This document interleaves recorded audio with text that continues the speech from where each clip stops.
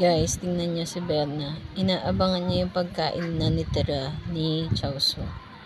Ito si Chauso kapatid. Hindi kasi maraming kumain si Chauso. Marami yung binibigay ng anak kong pagkain sa kanya. Kasi alam niya, pag hindi naubos ni Chauso, si Berna ang kakain. Si Berna nasanay na yan na nag-aabang ng pagkain ni Chauso.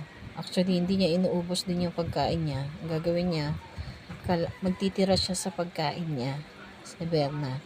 Tapos, aabangan niya yung pagkain ni Chauso. Pare-pareha silang nagtitira ng pagkain. Ang taga-ubos dyan si Mochi. Taga-simot si Mochi. Ayan o, tama. Unti-unti kong iuurong yung... Tingnan nyo guys. Oh, tingnan mo, yung kamay ko nandito na. Alam niya na yan na ibibigay ko sa kanya. Oh, ilalayo ko yung kamay ko. Ito yung kamay ko guys. Iaabot ko na. Tingnan mo yung mukha niya. Oh. Nakabang na siya dun kay... Nakabang na siya dun sa pagkain ni Chauso. Hindi umiiwas. Hindi siya na... ano, tingnan mo.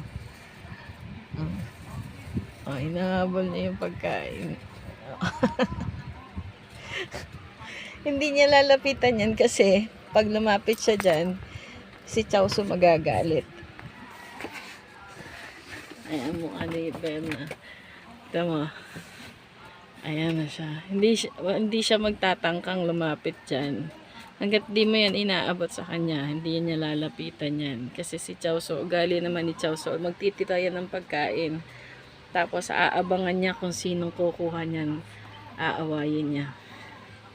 So nagmamakaawa na si Berna. Si Bobby yan, nag-aabang din yan eh. Pero mahilig yan magbigay.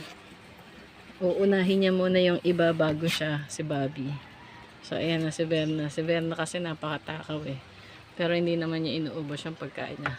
Tama yung kamay ko, ito na. Nakatingin na si Berna.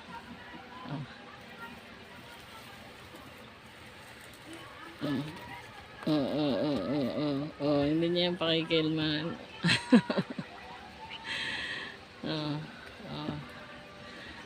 Pag nawala na yung tingin ni Chauso dyan, yan.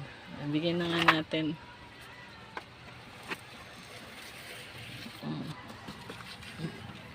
Alam na kasi niya na sa kanya talaga mapupunta yung tirang yan eh.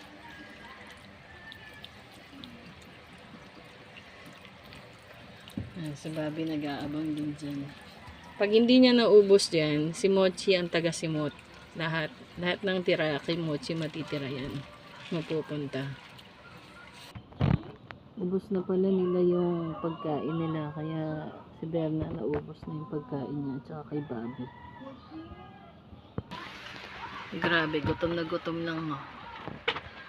Pare-parehas lang sila ng portion ng pagkain. Ayan.